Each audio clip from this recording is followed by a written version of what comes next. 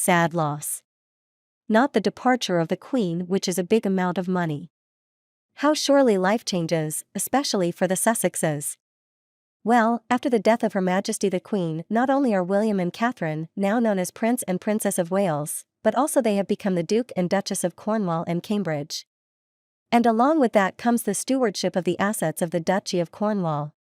Last year it was reported that it's worth £1.2 billion and it generated revenues of £23 million.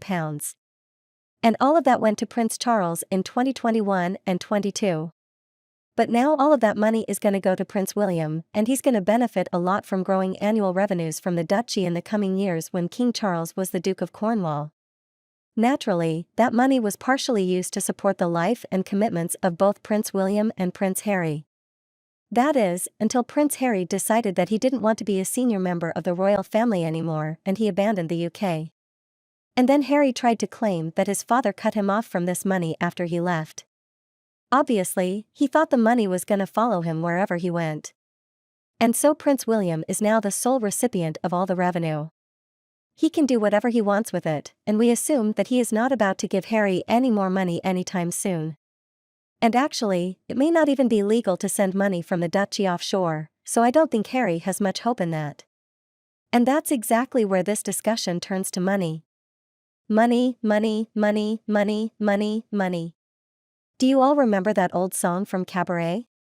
I sure do.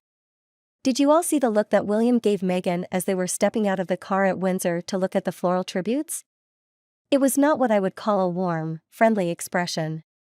And then if you look at Meghan, you can see that that Cheshire cat grin is finally gone, and it seems to have been replaced by bulging neck veins as she's avoiding William's stare. Something sure has made Meghan upset. Could it be that William informed Meghan in the car that they could just put their tin cups away? That they're not going to get any money from him? So it's not only that William and Catherine are now the Prince and Princess of Wales, they also got quite a pay raise. But really it's the money, or more precisely the lack of it, that's going to bother Meghan and Harry the most. See, there's only so much that you can do to sell your royal titles, particularly in the US. And it seems like that as more people listen to Meghan's stupid podcast, the more people realize that they've been tricked. So she was #1 on Spotify for a little bit, but it was mostly because people were just curious. But really, is that all there is to it? I mean, one single episode being successful is hardly enough to sustain them. So it looks like all of those carefully laid plans for Meghan and Harry to be these big celebrities in the US have turned to dust. So first thing, they had to slow down for 2 years plus because of the pandemic. And now, after the untimely death of the dear Queen, they're looking like two of the world's biggest losers for spending their post-mags at life in the US doing basically nothing other than whining and trashing the royal family. So at this point, what exactly can Meghan and Harry call theirs? Well, they didn't get any pay raise, and they didn't get any new titles. Their children are not yet listed as HRs on the website, and King Charles, perhaps worst of all, wished Harry and Meghan well and continuing to build their lives overseas. He didn't dare use their titles, and he didn't even mention the US. So could he have been more obvious and deliberate in that message? Who knew that King Charles was such an expert in the slow burn? So basically, now they are reduced to public groveling. I mean, that inauthentic walkabout that was controlled by William and Catherine was the first time ever that Meghan lost that permanent rictus grin that she always has on her face. And what was it replaced with? Well, I don't even know what you would call that expression. It was like she'd been slapped. And it seems like Meghan and Harry are too stupid to understand that the more they show themselves at a time like this, the more people are gonna hate them. And King Charles has already given Harry a gift. Harry said, "I don't want to be Prince Harry anymore. I just want to be just Harry." And that's exactly what the king did. Harry claimed that being raised within the royal family caused him genetic pain, whatever that means, and he didn't want to pass that on to his children. So alright, fine, then your children don't get any new titles. Harry is actually getting everything that he said that he wanted, and I can't wait for the reading of the will. King Charles is a very passionate and strong man, and King Charles was never confused about who he should be loyal to. He was always loyal to the Queen, his mother. She was the constant and unforgivable target of Meghan and Harry so many times. So he made his choices clear in the most masterly fashion that meant goodbye and back to the life that you chose. He basically was telling them they're on their own. He's not gonna give in.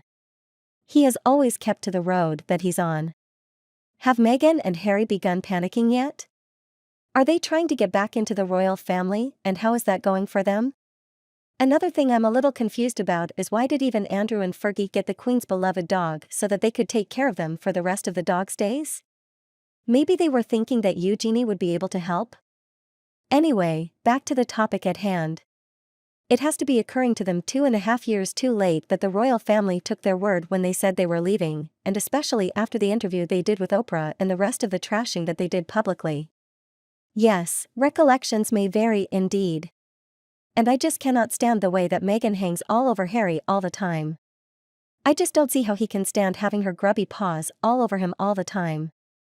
I've heard a lot that makes me believe that William does not trust the two of them to do anything by themselves, so it could be a very long week indeed. Now, maybe they're gonna let loose some protocols, but they're not gonna do that before the Queen is laid to rest. Sometimes Meghan just acts like a rebellious teenager anyway.